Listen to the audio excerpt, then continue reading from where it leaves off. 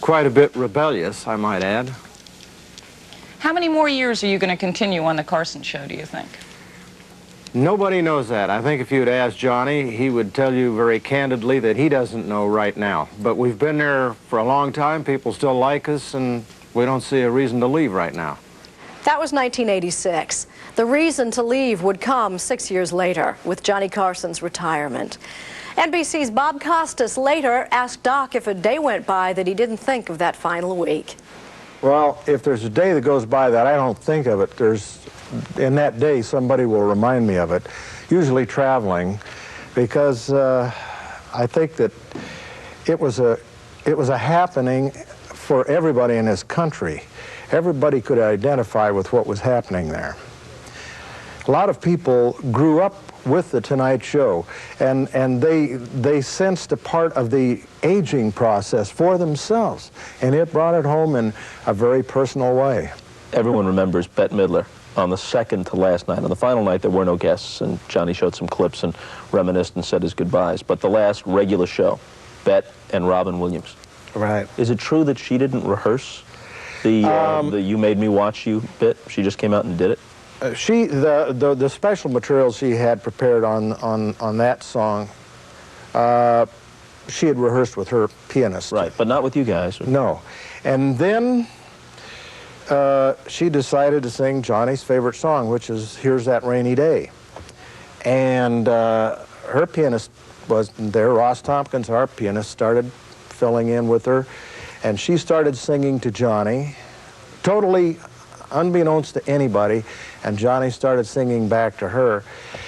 And it was truly one of the great moments. And for all of us, where the emotions had been building for 6 months, and to have it come down to that, that was hard to do. Was I'll Be Seeing You the last song you actually played? I think it was. It was one of Johnny's favorites. And Tony Bennett sang it earlier that same week, and then you, in effect, played him off with that, right? Right. You know, over the years that we did this show, and especially as time went on, I tried to conjure up in my mind, what's it going to be like when we leave here? I mean, you know, this is not going to be the easiest thing. And I'd always thought, oh, maybe someday Johnny will be driving in from Malibu, the traffic will be a little thick, and he'll call NBC and say, hey, this is Johnny. I hope you got a good guest host, because I'm through, I'm not coming in anymore. Hang up the phone and that would be it. I guess I was looking for the easy way out. And then he made the announcement, and it still wasn't real to us, because we had almost a year to go. And then you get to that last 6 months, and it started to just build. And there wasn't anything that prepared any of us for what happened. Like you get down to the last 2 weeks, and there were just raw nerves all over the place. Was it ultimately satisfying in the end? Was the way it wound up, did it scratch all the itches for you?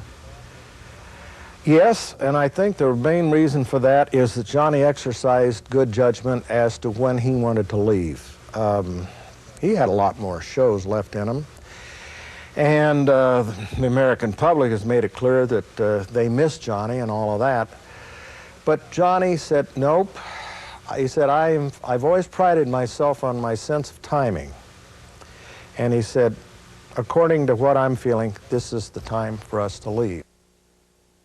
Johnny Carson asking to get off the Tonight Show is roughly equal to George Washington asking to get off the $1 bill, since one is about as familiar as the other, part of the American scenery. But Carson says he wants to leave. He has sat there and asked the questions for as long as he cares to. He wants to get out by this fall, he says. After 17 years, I'm getting a little tired of it. I don't think I can bring anything new to it, and it gets a little tougher all the time to do it. And I want to keep the standard of the show up. And I feel if I go too long, I won't be able to do that. Johnny Carson in 1979. Johnny stayed with The Tonight Show, of course, and he kept the standard up with a new contract that cut the show from 90 minutes to an hour. More than a decade later, Johnny decided it really was time to call it a night. His last show came on May 22nd, 1992, and earlier that evening on the nightly news, NBC's Keith Morrison took notice. Today, his last day, he drove himself to work, like always. An intensely private man who, for the crowd, can always make light of it. You didn't really believe that whole thing about my quitting, did you? It's a little rating stunts for sweet period.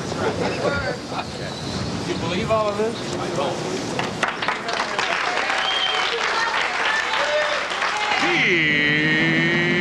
Here's Johnny.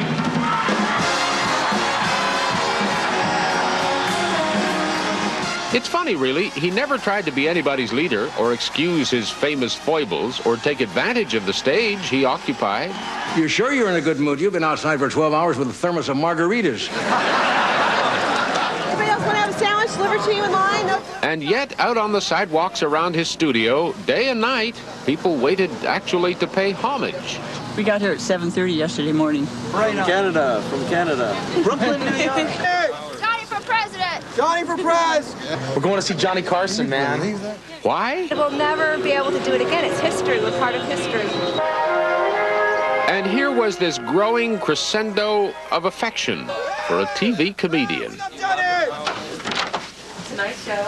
Inside, they've been packing boxes because everybody goes with Johnny, and signing things and chipping away at stacks of mail and gifts and trying to figure out what they feel.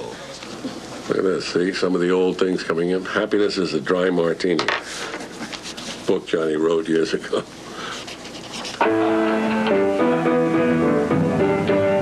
Old moments, which were bits of relief for a country.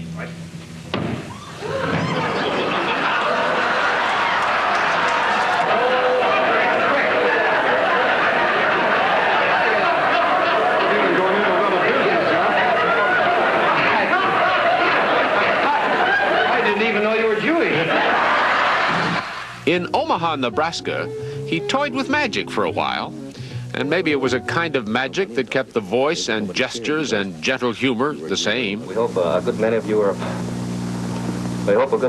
are enjoying Christmas with your families today.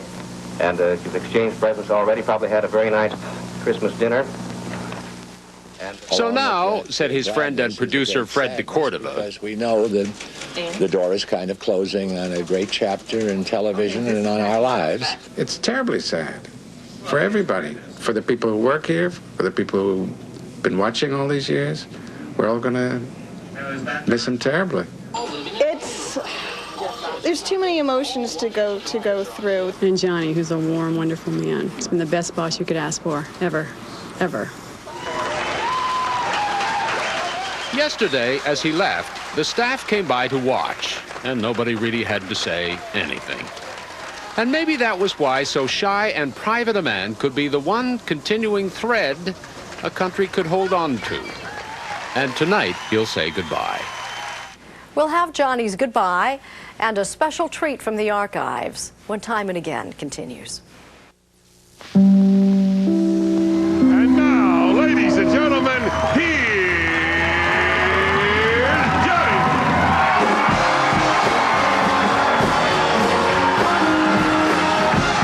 Any show that's immediate and spontaneous and live pretty well gives you an impression of what kind of person it is. I don't think you can hide much. I remember when I went to do the show and replaced Jack Parr. I was intimidated. Ed goes with me as the announcer on the show, so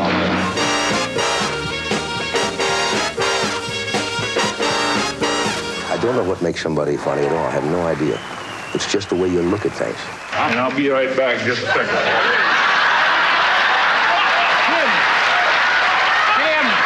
Jim! Joe's bought the farm. He's cashing his chips. Kick the bucket. He's deceased, departed, hard as a carp. What you try to do is to keep from boring people. You have to keep that little edge. Don't care. Don't expect to pay us. That's when we care. You can tell what an exciting vacation I had.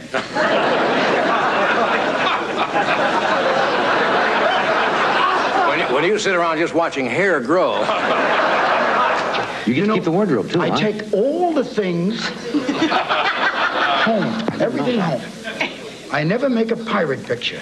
If the guest looks bad, the show looks bad. You want the guest to be good. You want to get something out of them. The government's a great source of comedy material. President Carter just asked Amy if we should scrap the MX missile system. Anybody's expendable. when Parr did the show. Everybody says, nobody can replace Jack Parr. That's true.